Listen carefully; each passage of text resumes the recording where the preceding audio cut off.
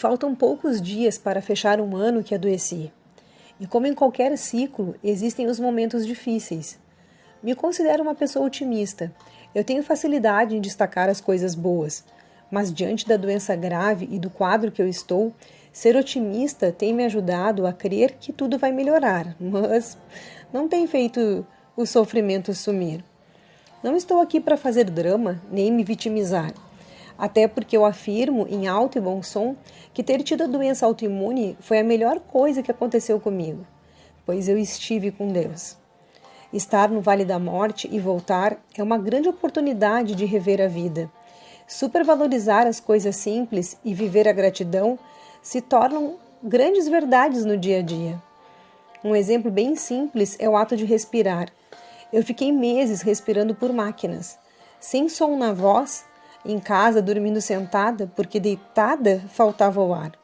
Mas não posso negar que foi este processo doído que trouxe um novo olhar de gratidão. A vontade de desabafar surgiu durante o momento em que eu digitava o livro que estou escrevendo, onde conto o milagre de Deus em minha vida. Escrever uma história é mais difícil do que falar, pois para desenvolver um pequeno parágrafo, a história é repassada várias vezes na memória. Encontrar as palavras que irão eternizar a história requer um esforço mental maior do que eu imaginava. Vários momentos foram difíceis, pois revivi as dores que passei. Também tenho o peso de relatar a verdade, junto com a responsabilidade de falar o que vivo. Bem, sou humana e sensível, me emociono tanto que não consigo conter as lágrimas. Precisei deixar o livro de lado por alguns dias. Em quase todas as tarefas do dia, senti a necessidade de falar sobre as dores que sentia e sinto. Por exemplo, na hora do almoço, lembrava que tanto tempo sem mastigar, devido à paralisia muscular e o uso da sonda, tornou o engolir uma sopa uma tarefa árdua. Também não conseguia segurar os talheres, copo, nenhum utensílio. Precisava de ajuda 100%. E hoje ainda não tenho força para cortar com a faca, nem prender alimentos mais duros no garfo. Não consigo abrir garrafas, nem embalagens de alimentos ensacados. Convenhamos que ficar ouvindo pessoas falando somente do seu passado é cansativo. E somente coisas ruins? Ninguém merece. Então, eu não falava. Durante um devocional com meu marido, conversávamos sobre a vida de Paulo, o quanto ele sofreu e o quanto seus relatos cheios de autoconfiança em quem ele era nos edificavam. Pensei que ainda não cheguei nessa autoconfiança toda, mas história de sofrimento? Essa eu tenho algumas para contar. Neste momento, decidi desabafar, contar detalhes de situações que vivi, até porque a doença que tive é raríssima.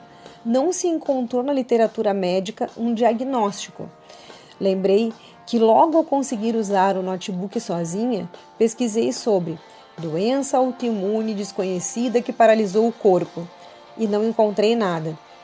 Daí fui pesquisar sobre Guillain-Barré, voltar a caminhar após paralisia total, em coma consciente presa ao corpo e tinham poucas informações. Decidi que contar minha experiência rara poderia ajudar outras pessoas que passam por situações difíceis. Mas não é tão simples assim. Decidir e sair falando, pois eu tenho dificuldade de me expor. Pode não parecer, pois tenho facilidade de falar, amo ensinar e estou disposta a qualquer assunto. Mas tenho um temor gigante diante da verdade. Me esforço para nem mesmo exagerar no relato. Fico indignada com fake news. E não aceito mentirinha branca. Mentira é sempre mentira e é prejudicial. Não sou perfeita, mas acredito que todas as pessoas devem melhorar. Melhorar como pessoa deve ser uma meta diária, constante.